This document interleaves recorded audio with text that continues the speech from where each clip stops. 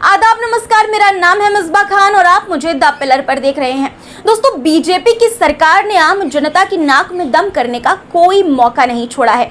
Middle class जनता से tax वसूली से लेकर उन्हें घर से बेघर करने तक का कोई मौका ये सरकार नहीं छोड़ रही है। यही वजह है दोस्तों कि यूपी सरकार नजूल विधेयक पर चौतरफा घिर गई है। भाजपा के ही विधायक सरकार के विरोध में उतर आए हैं। दरअसल यूपी विधानसभा में बुधवार को विपक्ष के विरोध व वेल में प्रदर्शन के बीच उत्तर प्रदेश नजूल संपत्ति विधेयक 2024 पारित हो गया। विधेयक के नियमों पर विपक्ष के विधायकों ने कड़ा ऐतराज जताया। विपक्ष ने कहा कि यह विधेयक जनहित में नहीं है, प्रवर समिति को भेजा जाए। वहीं सत्ता पक्ष के कुछ विधायकों, प्रयागराज से विधायक सिद्धार्थनाथ सिंह, हर्षवर्धन वाजपेयी ने इसका विरोध किया। दोस्तों, कहा कि मोदी जी आवाज दे रहे हैं, आप उन्हें बेघर करना चाहते हैं। कुंडा से विधायक राजा भैया भी विधानसभा में बुधवार को खूब गरजे। दोस्तों, उनका साथ विधायकों ने भी दिया। सबसे पहले दोस्तों आपको जल्दी से बता देती हूँ कि ये नजूल विधेयक क्या है, उसके बाद आपको विधानसभा में राजा भैया ने किस तरह से आवाज उठाई सरकार के खिलाफ, वो मैं आपको बताऊंगी।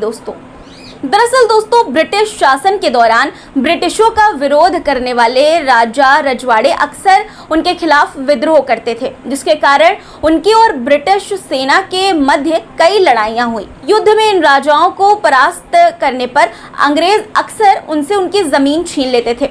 भारत को आज़ादी मिलने के बाद अंग्रेजों ने इन जमीनों को खाली कर दिया, लेकिन राजाओं और राजघरानों के पास अक्सर पूर्व स्वामित्व साबित करने के लिए उचित दस्तावेजों की कमी होती थी। इन जमीनों को नजूल भूमि के रूप में चिन्हित किया गया था, जिसकी संपत्ति संबंधित अधिकार प्रदेश की सरकार के पास है। दोस्तों, नजूल संपत्ति विधेयक 2024 को लेकर राजा भैया ने विधानसभा में कहा कि इलाहाबाद हाईकोर्ट भी नजूल की जमीन पर बना है, क्या उसे भी हटवा देंगे?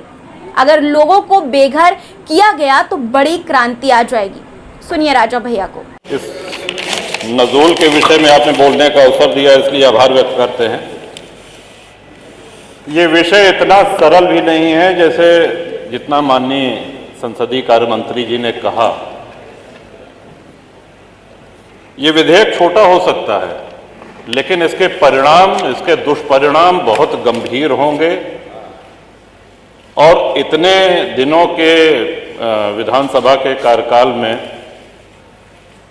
जब भी विधेयक आते हैं तो सत्ता पक्ष एकमत होता है और विपक्ष उसके विरोध में होता है।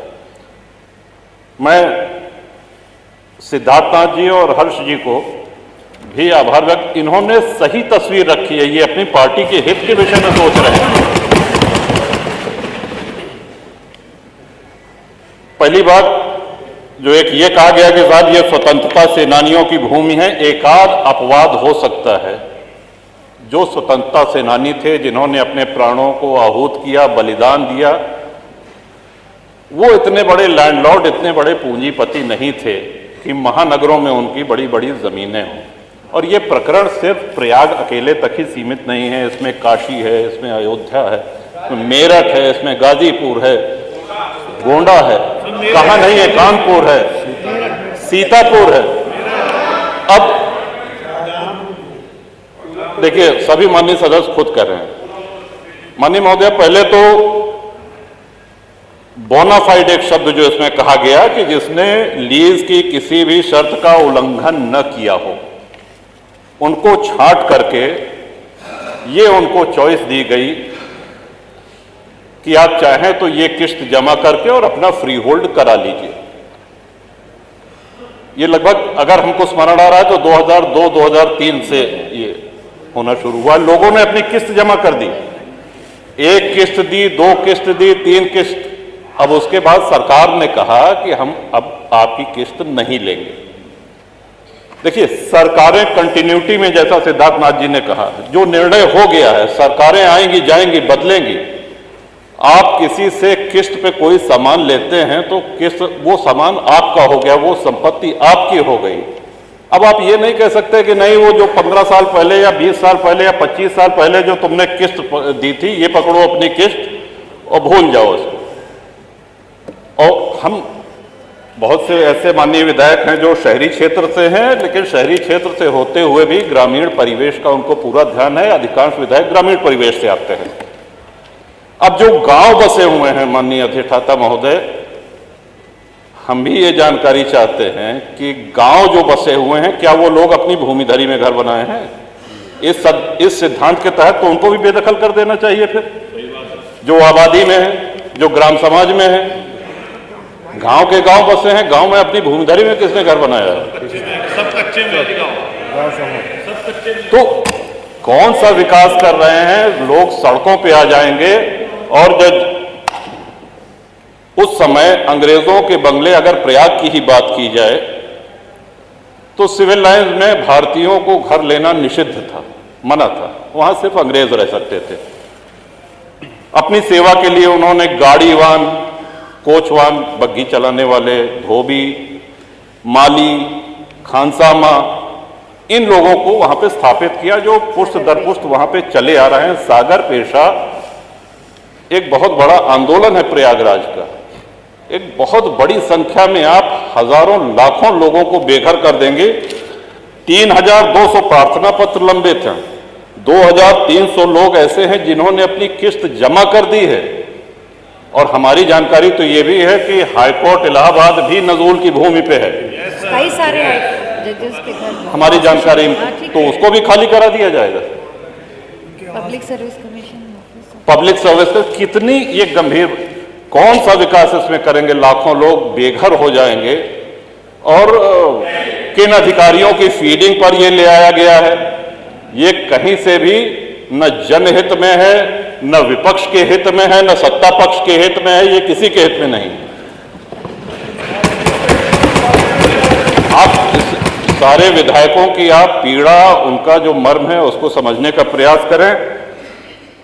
ये विधेयक तो यहां आना ही नहीं चाहिए था, लेकिन चूंकि आ गया है तो अब आने के बाद मजबूरी है, इसको प्रवर समिति को भेजा जाना चाहिए। और साथ ही साथ जिन लोगों की किस्त जमा है, सौदा हो गया तो हो गया, किस्त आपने तय करी, किस्त की रकम सरकार ने तय करी है। अब जब 2 किस्त 3 किस्त दे दिया, अब आप कह रहे हैं कि नहीं हम नहीं लेंगे, तो ये नहीं होगा, होना नहीं चाहिए, न्याय संगत नहीं है। और जिनकी लीज एक्सपायर हो गई है, जब अंग्रेज लीज रिन्यू कर सकते थे, तो क्या हमारे स्वतंत्र भारत में एक लोक हितकारी सरकार क्या लीज रिन्यू करके उनको वहां बसाए रखने की जिम्मेदारी सरकार की नहीं है? सबको बेघर करके भगा देंगे? कौन सा विकास हो रहा है? उनके पुनर्वास के लिए, उनको पुनर्बसाने के लिए कोई इसमें उल्लेख नहीं। गोलमोल भाषा में कहा गया है कि यदि सरकार करना चाहे तो करे। इसमें महोदय बहुत बड़ी क्रांति हो जाएगी, लोग सड़कों पे आ जाएंगे, हाहाकार हो जाएगा पूरे प्रदेश में।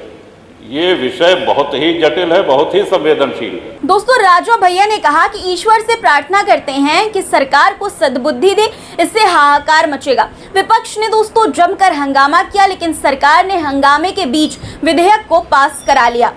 संसदीय कार्य मंत्री सुरेश खन्ना ने कहा कि आर्थिक रूप से कमजोर लोगों के मकान खाली नहीं कराने जा रहे हैं, पहले उनके पुनर्वास की व्यवस्था की जाएगी। संविधान अनुच्छेद 320 के तहत सुख का अधिकार दूसरे की संपत्ति पर नहीं हो सकता है। उन्होंने कहा कि जो संपत्ति आपकी है ही नहीं, उस पर आपका अधिकार कैसे हो गया।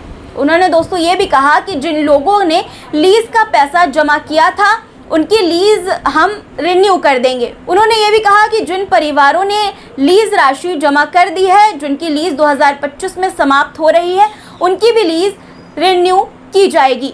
नजूल संपत्ति विधेयक 2024 पारित करने पर विपक्ष ने सदन का वॉकआउट किया। दोस्तों, विपक्ष ने इस मुद्दे पर सदन में हंगामा और नारेबाजी की। विपक्ष के सदस्यों ने वेल में आकर भी नारेबाजी की। हालांकि दोस्तों, सरकार ने अपनी मनमानी ही की।